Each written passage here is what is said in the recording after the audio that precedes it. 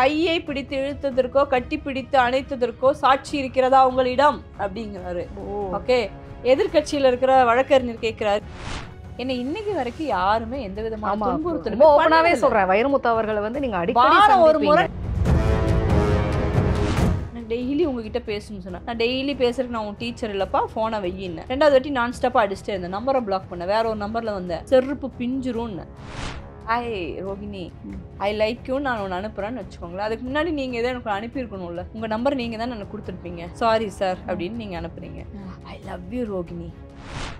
ஆண் இல்லாம எப்படிங்க குழந்தை பிறக்க முடியும்? ஆண் இல்லாம குழந்தை பிறக்கிறதுக்கான லிக்யூட கண்டுபிடிங்க. ஐ அக்செப்டட். செக்ஸ் வேணும், லவ் வேண்டாம். பணம் வேணும், சக்சஸ் வேண்டாம்.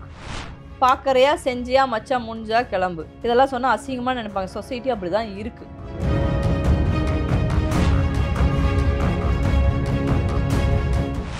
மீட்டூலாம் வந்து ரொம்ப சாதகமா பயன்படுத்திக்கிறாங்களா? தனக்கு பிடிக்கல அப்படின்னா அவங்க மேல ஒரே வார்த்தை மீட்டூ அப்படின்ற மாதிரி. மனிதர்கள் பயன்பாட்டாளர்கள், அவ்வளவுதான். இதுக்கு மேல மீட்டுவை பத்தி இல்லை. மீட்டு நீங்க நானே இதுக்கு முன்னாடி நமக்கு முன்னாடி எவ்வளவு பேர் பேசிட்டாங்க, இன்னும் பேச போறாங்க. அது ஒரு ஆணியும் புடுங்க முடியாத ஆணிதான். ஆமா, நானும் பாக்குறேன். குற்றச்சாட்டு வச்சாங்க, இன்னும் அது அப்படியே தான் இருக்கு. அடுத்தடுத்து அக்செப்ட் பண்ண மாட்டாங்க. அதாவது நீதிமன்றங்கள் என்ன கேக்குது, வீடியோ சாட்சி கேட்கும். ஏன்னா நான் 2-3 கேஸுக்காக நான் வந்து நீதிமன்றம் ஏறிட்டு வந்துட்டேன், சலிச்சுட்டேன். அவங்க என்ன கேக்குறாங்கன்னா, அவங்க கையை பிடித்து இழுத்ததற்கோ கட்டி பிடித்து அணைத்ததற்கோ சாட்சி இருக்கிறதா உங்களிடம் அப்படிங்கிறாரு. ஓகே, எதிர்கட்சியில இருக்கிற வழக்கறிஞர் கேட்கிறாரு, இவர்களுக்கு வந்து நீங்கள் காழ்ப்புணர்ச்சி காரணமாக தானே இங்க பதிவு செய்ய வந்தீங்கன்னு கேட்கறான். எனக்கு என்ன காழ்ப்புணர்ச்சி? அப்போ பாதிக்கப்பட்டவங்களுக்கு இதுதான் நிலைமை. அதனால மனிதர்கள் பயன்பாட்டாளர்கள், அவ்வளவுதான். ஆண் தன்னுடைய தேவைக்கு அவன் பெண்ணை பயன்படுத்துறான், பெண் தன்னுடைய தேவைக்கு ஆண்களை பயன்படுத்துறாங்க. மீட்டு புகாரை பொறுத்த வரைக்கும் பெண்கள் நிறைய பேர் பண்ணிட்டாங்க அப்படின்னா அவங்களுக்கு அடுத்தடுத்து வாய்ப்புகள் மறுக்கப்படுது. பட் சம்பந்தப்பட்ட ஆண்களை பொறுத்த வரைக்கும் அது வந்து பெருசா ஜஸ்ட் ஒரு புகாரை மட்டுமே இருந்துட்டு போகுது இல்ல. அதை நீங்க பார்த்து நோட் பண்ணீங்களா? கேரளால பார்வதி ரொம்ப நாளா அவங்களுக்கு படம் இல்லாம இருந்தது. இப்ப ரொம்ப பீக்ல வந்துட்டாங்க. படம் இல்லாததுக்கு 2 காரணங்கள். ஒண்ணு மறுக்கப்பட்டது, இன்னொன்னு அவங்களே வந்து ஒதுங்கி இருந்தது. இந்த இண்டஸ்ட்ரியே இப்படி அப்படின்னு ஒண்ணு. ரெண்டாவது இங்க சின்மை, கொஞ்ச நாள் அவங்களே தொல்லையெல்லாம் வேண்டான்னு ஒதுங்கி இருந்தாங்க. நிறைய பாடல்கள் அவங்களுக்கு மறுக்கப்பட்டது. சரியா? இது எல்லாமே வந்து தீர்மானமா அவங்க வந்து ஒரு சாட்சி கொடுத்துருந்தாங்கன்னு வச்சுக்கோங்களேன், ஏன் அதுக்கு சட்டப்படி நடவடிக்கை எடுக்கல அப்படின்னு ஒண்ணு கேட்கணும். ஓகே, இல்ல இது வந்து 3 வயசு குழந்தையோ 5 வயசு குழந்தைக்கோ நடந்த துன்புறுத்தல் அல்ல, ஒரு குறிப்பிட்ட ஏஜ் வந்ததுக்கு அப்புறம் தான் இவர்களுக்கெல்லாம் நடந்திருக்குது. ஏன் இவங்க அந்த நேரத்துல சொல்லல? நான் அப்படிதான் கேட்பேன். அந்த நேரத்துல சொல்லல. நான் இப்ப சொன்ன எல்லா ஆட்களோடும் மிக நெருக்கமா பழகக்கூடியவங்க. என்ன இன்னைக்கு வரைக்கும் யாருமே எந்த விதமான துன்புறுத்தலும் ஓபனாவே சொல்றேன், வைரமுத்து அவர்களை வந்து நீங்க அடிக்கடி வாரம் ஒரு முறை நான் அவர்கிட்ட பேசுறேங்க. நான் என் பொண்ணோட மேல அன்பு அதிகம் கொண்டவர். என்ன சொல்றது, என்னோட பொண்ணோட பாக்குறேன், என் கணவரோட பாக்குறேன், என் தம்பி குழந்தைங்களோட பாக்குறேன். எப்ப வேணாலும் வீட்டுக்கு வந்து விளையாடு. அவர் இருக்கணும்னு கூட அவசியம் இல்லை. அவர் வீட்டு கதவு எனக்காக எப்போதுமே திறந்திருக்கும். ஒரு நாள் கூட உன் கையை கொடுன்னு அவருக்கு கேட்டதே இல்லை. நான் தான் சொல்லுவேன், இந்த விரல்கள் தான் எழுதியது ஐயா, ஒரு நாள் இந்த விரலை பிடிப்பேன் அப்படின்னு நான் சொல்லுவேன். எனக்கு அவருடைய எழுத்து தாங்க நான் காதலிக்கிறேன். அந்த மனுஷனுக்கு அவர் வெள்ளையா கருப்பா சிவப்பா ஹைட்டா குள்ளி நமக்கு அது தேவையில்லை. நம்ம அதை தேடி போகல. எனக்கு வைரமுத்து அவரோட பழக்கப்பட்டு அவருடைய பாடல் வரிகளுக்கு நான் பாடவோ நடிக்கவோ வேண்டுங்கிற எண்ணத்தோடு நான் போயிருந்தேன்னா இந்த ஆள் சரியில்லைங்க அப்படின்னு நான் சொல்லுவேன். எனக்கு அப்படிப்பட்ட அந்த எழுத்தின் மீது ஆமா, நான் வந்து இன்னைக்கு இருக்கக்கூடிய என்னை அறிமுகப்படுத்தின, என்னை தெரியாத, நான் நடிக்காத இயக்குனர்கள் முதற்கொண்டு எல்லோர் மீதும் எனக்கு ஒரு தனி மரியாதை இருக்கு. ஒருவேளை அவங்களுடைய வார்த்தைகளோ அவங்களுடைய சில விஷயங்களோ ஒரு மாதிரி இருக்குன்னா அங்கிருந்து நான் நகர்ந்துருவேன். ஆனா இன்னைக்கு வரைக்கும் என்னை கையை பிடிச்சி இழுக்கிறதோ இல்ல நீ இப்படி பண்ணாதான் இந்த பட வாய்ப்பு தரோன்னா யாருமே சொன்னதில்லை. இந்த சமூகங்கள் சொல்லுது இல்லையா, அந்த இப்ப நான் போட்டோ போட்டேன்னா அது கீழே ஒரு கமெண்ட் போடுறாங்களா, அதெல்லாம் உண்மையே கிடையாது. எனக்கு நடக்கவும் இல்லை, நான் பார்க்கவும் இல்லை, நான் கேட்கவும் இல்லை. ஆனா நீங்க அவங்க கிட்ட நெருங்கி பேசும்போது பா என்ன வார்த்தைகள் அவங்க கிட்ட இருந்து வந்து விழுந்துறீங்களா, என்ன ஒரு அறிவு, என்ன ஒரு கவிதை, அவ்வளோ அறிவினுடைய முதிர்ச்சி பார்க்கும்போது ஆஹா இவரவே அப்படி சொல்றாங்க அப்படின்னு நமக்கு தோணும். அது கொஞ்சம் அந்த பழி எப்படியே இருக்கே ஒரு மேல, அதை பத்தி மனுஷன் தானே இருக்கும்ல சார், ஆம்பளை தப்பு இல்லையே, ஆண்மை நிறைந்தவர். நான் வந்து மகிழ்ச்சி அடைகிறேன், அவ்வளவுதான். பழிகளையும் பாவங்களையும் சுமந்து கொண்டு இன்னும் அவர் உயர்ந்து கொண்டே இருக்கிறார். சரி, இந்த மாதிரி பாலியல் குற்றச்சாட்டுகள் ஒருத்தர் மேல வைக்கிறாங்களா, அந்த மாதிரியான ஆண்களை பொது வெளியில புறக்கணிக்கணும் அப்படின்னு நினைக்கிறீங்களா? எப்படி நீங்க புறக்கணிப்பீங்க? நான் என்ன கேட்கிறேன்னா ரோகிணி, நான் ஒரு ஆண், உங்களுக்கு பிடிக்காத ஒரு விஷயத்த நான் பண்றேன். ஜஸ்ட் ஒரு message, hi Rohini, I like you நான் ஒன்று அனுப்புறேன்னு வச்சுக்கோங்களேன். அதுக்கு முன்னாடி நீங்க எதாவது எனக்கு அனுப்பியிருக்கணும்ல. ஆமா. உங்க நம்பர் நீங்க தானே எனக்கு கொடுத்துருப்பீங்க. சாரி சார், சாரி அப்படின்னு நீங்க அனுப்புறீங்க. I love you Rohini, wow you are very beautiful, இப்படியெல்லாம் ஏதோ ஒன்று பண்றாங்க. சரி. நீங்க ஒரு கட்டத்துல ஃபுல் ஸ்டாப் வைக்க வேண்டியது தானே. அதுக்கப்புறம் தானே இது போன்ற மெசேஜ்கள் அனுப்ப வேண்டாம். எனக்கு உங்களை ரொம்ப பிடிக்கும், நீங்க ரொம்ப அழகா எழுதுறீங்க, நீங்க ரொம்ப அழகா நடிக்கிறீங்க, நீங்க ரொம்ப நல்ல படங்கள் இயக்குறீங்க, எந்த கேட்டகரி வேணாலும் வச்சுக்கோங்க, எனக்கு உங்களை ரொம்ப பிடிக்கும் சார். ஆனா தப்பா நினைச்சுக்காதீங்க, நீங்க என்ன நினைக்கிறீங்கன்னு தெரியல, அழகா இருக்கீங்க, அன்பா இருக்கீங்க, லவ் யூ எல்லாம் அனுப்புறீங்க, நான் வந்து குடும்பம் குட்டியோட இருக்கேன். ரெண்டாவது இந்த மாதிரி விஷயங்கள்ல எனக்கு ஈடுபாடு கிடையாது. நம்ம நல்ல நண்பர்களா இருப்போம், நல்ல விஷயங்களை சந்திப்போம், எங்க பார்த்தாலும் வணக்கம் சொல்றேன், பேசுறேன், வைக்கிறேன், ஏதாவது நல்ல விஷயம் கேட்டதுக்கு என்னை கூப்பிடுங்க, நான் அவங்க குடும்ப ஒருத்தியா இருக்கேன் அப்படின்னு நீங்க சொல்லிட்டீங்கன்னா இது ரொம்ப டீசென்டான ஃப்ரெண்ட்ஷிப்பு. அதுக்கப்புறம் வந்து நம்ம தெருவில் இறங்குற மாதிரி இப்போ 4 வார்த்தை ரொம்ப எக்ஸ்ட்ரீமா அவர் வந்து நீ வரலைன்னா என்ன பண்ணுவோம் பார்த்து அப்படின்னா என்ன பண்ணுவோன்னு நம்ம பார்த்துக்கலாம். அது அது அதுக்கு அடுத்த கட்டம். அதுக்கும் மேல இருக்குன்னா காலில் வந்து முள்ளு குத்துறதுக்காக கிடையாது செருப்பு, கையிலையும் எடுக்கலாம் தேவைப்படும் போது, அதையும் ஆயுதமா அது நான் சொல்றது வந்து நம்ம இடம் ஒவ்வொரு கட்டத்தை நம்ம இடம் கொடுக்காம இன்னொருத்தர் நம்ம மேல சாடவே மாட்டாங்க. தெரியாம ஒருத்தன் இடிக்கிறதுக்கும் பிளான் பண்ணி ஒருத்தன் இடிக்கிறதுக்கும் நிறைய வித்தியாசங்கள் இருக்கு. அவன் பிளான் பண்ணி இடிக்கிறானா தெரியாம இடிக்கிறானாங்கிறது சமூகத்துல பயணிக்கக்கூடிய நமக்கு தெரியும். தெரியாதுன்னு சொன்னா அது என் மீது இருக்கக்கூடிய நான் சுமத்தக்கூடிய பொய். என்ன நான் நல்லவன் காட்டிக்கிறதுக்காக நான் காட்டுறேன், வேண்டாங்கிறேன். நீங்க அந்த நல்ல வேஷம் போடுறீங்க, அதானே உங்களுக்கு பிரச்சனையா இருக்கு. அன்னைக்கு தெரிஞ்சவரை இன்னைக்கு ஏன் தெரியாம இருக்கு? சில பேர் அப்படி இருக்காங்க அப்படின்னு நீங்க உண்மையா ஆமா அப்படியெல்லாம் இருக்கிறேக்கா உனக்கு தான் அறிவில்லை நீங்க சொன்னா நான் ஏத்துக்கிறேன். என்கிட்ட அப்படி பழகலையா, பழகி இருக்கிறவனுக்கு நான் அப்படி மெசேஜ் போட்டிருப்பேன். ஒரு பையன் வந்து அவங்க அம்மாவை பத்தி என்னென்னமோ பேசினான், அதுக்கப்புறம் என்கிட்ட ரொம்ப அப்படியே அழுது அழுது அழுது பேசினான். எனக்கு டெய்லி உங்ககிட்ட பேசணும்னு சொன்னேன். நான் டெய்லி பேசுறதுக்கு நான் உன் டீச்சர் இல்லப்பா, ஃபோனை வையின்னேன். 2வது வாட்டி நான் ஸ்டாப்பாக அடிச்சுட்டே இருந்தேன், நம்பரை பிளாக் பண்ண, வேற ஒரு நம்பர்ல வந்தேன், செருப்பு பிஞ்சிரும்னு கூப்பிடல. அதுக்கு மேல அவனுக்கு தேவைப்படல. அதுக்கு மேல தேவைப்பட்ட நம்ம என்ன பண்ணணுமோ அதை பண்ணலாம்னு வச்சுக்கோங்க. இவ்வளவுதாங்க. அந்த ஆக்ஷன் வந்து இம்மீடியட் ஆக்ஷனா இருக்கணும். இல்லாத போதுதான் அது ரியாக்ஷனா மாறிட்டே இருக்கும். Every action is there is equal and opposite reaction. எல்லா சயின்ஸ் மேக்ஸ் எடுத்து விடு. நமக்கு என்னன்னா பயம் மாதிரி நடிக்கிறது, இதெல்லாம் அன்னைக்கு பயந்தவங்க இன்னைக்கு பயந்து தானே இருக்கணும். அதெல்லாமே எனக்கு அதுல எல்லாம் நிறைய முரண்பாடுகள் இருக்கு. நான் எந்த படத்துல நடிச்சாலும் மக்கள் பேசுறது ஒண்ணு, நான் எனக்கான சந்திக்கிற விஷயங்கள் ஒண்ணு இருக்குல்ல. என்னை பத்தி நீங்க என்ன வேணாலும் பேசலாம், எவன் வேணாலும் என்ன வேணாலும் கீழே எழுதலாம், அவனுக்கு என்னை பத்தி தெரியவே தெரியாது, அவனுக்கு அதுதான் வேலை. ஆனா எனக்கு தெரியும்ல என்னை பத்தி, நான் எதுக்காக இவரை நல்லவர்னு சொல்றேன், எனக்கு எதுக்காக கெட்டவர்னு சொல்றேன்னு ஒண்ணு இருக்குல்ல. எனக்கு பர்சனலா துன்புறுத்தல்கள் ஏற்பட்டிருந்தால் அவர்களை நிஜமா எந்த இடம் பொருள்லாம் பார்க்க மாட்டேன், தட்டி கேட்பேன், என்னன்னு கூப்பிட்டு தட்டியே கேட்பேன். அதே சமயத்துல ஒரு நல்ல மனுஷங்களை, நல்ல பிஹேவியர் உள்ளவங்களை நீங்க தப்பா வந்து ப்ரொஜெக்ட் பண்ணீங்கன்னா நான் அது இல்லைங்க, இது தப்பான ஒரு ஆளை நீங்க இப்படி பேசிட்டு இருக்கீங்க அப்படிங்கறது அதையும் நான் தொடர்ந்து சுட்டி காட்டிக்கிட்டே இருப்பேன். படங்கள் பாக்குறீங்களா இப்பெல்லாம்? படத்துக்கே நான் போக மாட்டேன். எப்ப கேட்டாலும் அதே பதில் தான். ரொம்ப மொழி படம் என் பொண்ணு பிறந்தப்ப பார்த்ததுன்னு லாஸ்டா அதான் படத்தீங்களா? அதுக்கப்புறம் அம்மா கணக்கு அவளுக்காக பார்த்தேன். ஓகே. அதற்கு பிறகு அதுக்கப்புறம் இப்போ மிஸ்டர் மாணிக்கம் வந்து எனக்கு டைரக்டர் கூப்பிட்டதுனால லிங்குசாமி சாரும் படத்தோட டைரக்டரும் கூப்பிட்டாங்க, நந்தா பெரியசாமி சாரும். அதனால தியேட்டர்ல பார்த்தா ரொம்ப அருமையான படம், அது சூப்பர் படம். தியேட்டர்ல எல்லாம் போய் படம் பார்க்கறது ரொம்ப ரேர். இந்த ப்ரிவியூ ஷோக்கு வந்து சில பேர் ரொம்ப கம்பல் பண்ணி கூப்பிடுவாங்கல்ல, அந்த அன்பின் நிமித்தமா போய் அப்படி பார்க்க. காதலிக்க நேரம் இல்லை வந்து நல்லா இருக்குன்னு சொன்னாங்க. இல்ல அதுல சில விஷயங்கள்லாம் வந்து பாத்தீங்கன்னா இன்னைக்கு சமூகத்துல வந்து விவாத பொருளா வந்து மாறி இருக்கு. குறிப்பா வந்து பாத்தீங்கன்னா அதுல கே மேரேஜ் வந்து காமிச்சிருப்பாங்க. சோ இந்த சமூகம் வந்து அடுத்தடுத்த கட்டத்துக்கு வந்து தயார்படுத்திக்கணும் அப்படிங்கறத வலியுறுத்தி நிக்கிறாங்களா அப்படிங்கிற ஒரு கேள்வி. 2வது வந்து பாத்தீங்கன்னா குழந்தை பெத்துக்கிறதுக்கு ஆண் தேவையே இல்லை, ஸ்பெர்ம் பேங்க் அப்படிங்கிற ஒண்ணு போதும் அப்படிங்கிற ஒரு கருத்தையும் வலியுறுத்துற மாதிரி. பெண்ணோட ஸ்பெர்ம் போதுமா? அந்த கருத்து இல்ல, ஆண் தேவையில்லை, அதுதானே நம்ம எங்கிட்ட இருந்த பெண்ணு வந்து இது பண்றாங்க. இதெல்லாம் பேசினாதான் ரேகா வந்து அசிங்கமா பேசுறாங்க. ஆண் இல்லாம எப்படிங்க குழந்தை பிறக்க முடியும்? இல்ல அந்த இதுல வந்து தேவையில்லை அப்படிங்கிற கருத்து. நான் என்ன சொல்றேன்னா, ஆண் இல்லாம குழந்தை பிறக்கிறதுக்கான லிக்யூட கண்டுபிடிங்க, ஐ அக்செப்டட். ஆண் இல்லாம குழந்தை பிறக்க, அதுவும் ஒரு ஆணோடைய தானே அப்படிங்கிற. ஆண் இல்லாம நீங்க குழந்தை பெத்துக்கிட்டு என்ன பண்ண போறீங்க? என்ன பண்றதுக்காக குழந்தை பெத்துக்கிறீங்க? ஒரு ஆணே இல்லைன்னா அப்புறம் என்னத்துக்கு குழந்தை? அந்த கர்மத்தை ஏன் தூக்கிட்டு அலையணும் நம்ம? இல்ல அதுல அப்படிதான் வந்து ரொம்ப அழகா சொல்றேன். நீயும் நானும் சேர்ந்து வாழ்ந்ததற்கான ம், இன்னொரு உயிர் தான். ம், நீலவானம் கமல் சார் சாங் கேளுங்க. ம். ஓகே. அதுக்கு தானங்க குழந்தை. நானும் நீயும் எவ்வளோ சந்தோஷமா இருந்தோம் பாரு. அதுக்கு ஒரு சாட்சி தான் இந்த உயிரு. அத உட்டுட்டு, ஆம்பளைங்களே வேண்டாம். நீ இல்லாம நான் அப்புறம் என்னத்துக்கு? அதுக்கு ஒரு லிக்விட் ஏதாவது சயின்டிஸ்ட் கண்டுபிடிக்கட்டும். அதுக்கப்புறம் வந்து குழந்தை பொறக்கட்டும். அதுக்கப்புறம் நம்ம சொல்லுவோம் ஆண்கள் ஆனா இப்ப மேரேஜ் ரிலேட்டடான இன்ட்ரெஸ்ட் ரொம்ப ரொம்ப கம்மியா இருக்குதுங்க இந்த ஜென்சி பசங்க. நீங்க பாத்தீங்கன்னா எல்லாமே ஓகே. ஆனா கல்யாணம்னா அப்படிங்கிற மாரி மென்டாலிட்டிக்கு கமிட்மென்ட்க்கு அவங்க வந்துடுறாங்க. அக்செப்ட் கிடையாது. ஏன் அந்த மாரி? இது வந்து See, இல்ல இது ரொம்ப சயின்டிஃபிக்கலா நான் கேட்கிறேன். இது இன் ஃபியூச்சர்ல இந்த பர்த் ரேட் அப்படிங்கிறதோட அதாவது இதே என்னன்னா, கம்மியாகாதா? செக்ஸ் வேணும், லவ் வேண்டாம். பணம் வேணும், சக்சஸ் வேண்டாம்.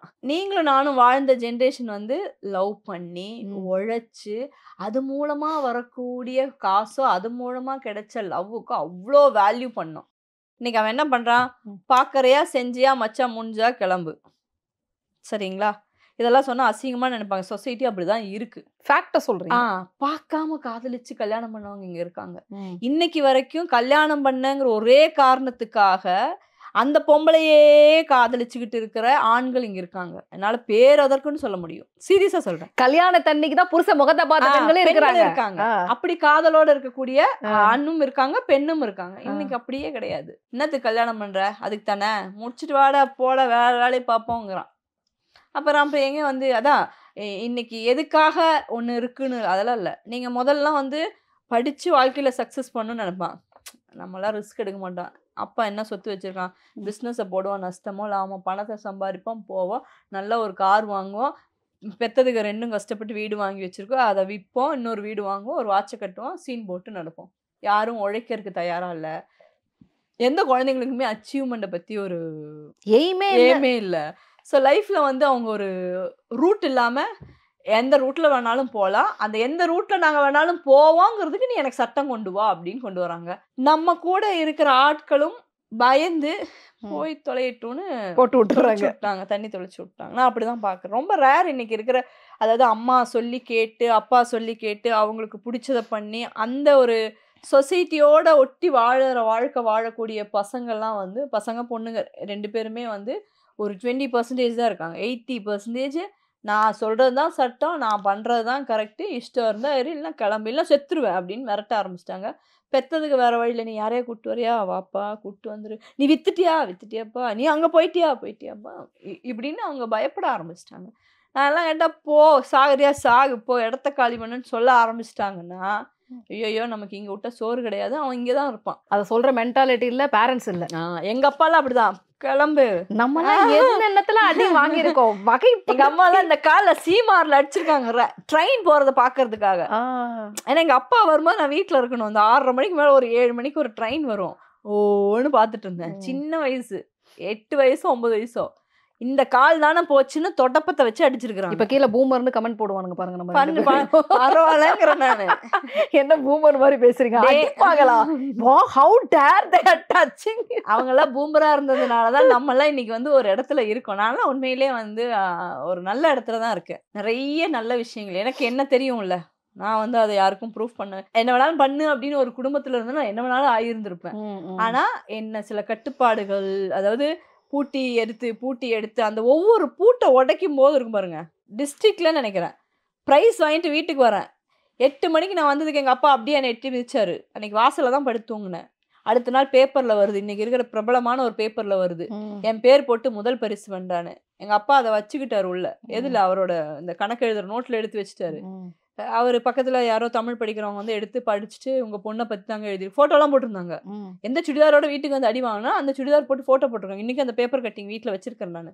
ஆனா சாகர வரைக்கும் எங்க அப்பா வந்து அக்செப்ட் பண்ணவே கிடையாது என்னைய. அது 8 மணிக்கு வந்தியேன்னு. 8 மணிக்கு வந்ததுதான் தப்பே ஒழிய நீ பரிசு வாங்கிட்டு வந்தியா கோடி வாங்கிட்டு வந்தியான்னு இல்ல. அது மாதிரி இருந்ததுனால தான் எனக்கு ஒவ்வொரு பூட்டை உடைக்கும் போதும் ஒரு த்ரில்லிங் கிடைச்சு என் லைஃப்ல. அதனால நான் என்ன பார்க்குறேன் எனக்கு சொசைட்டி பத்தி புரியுது.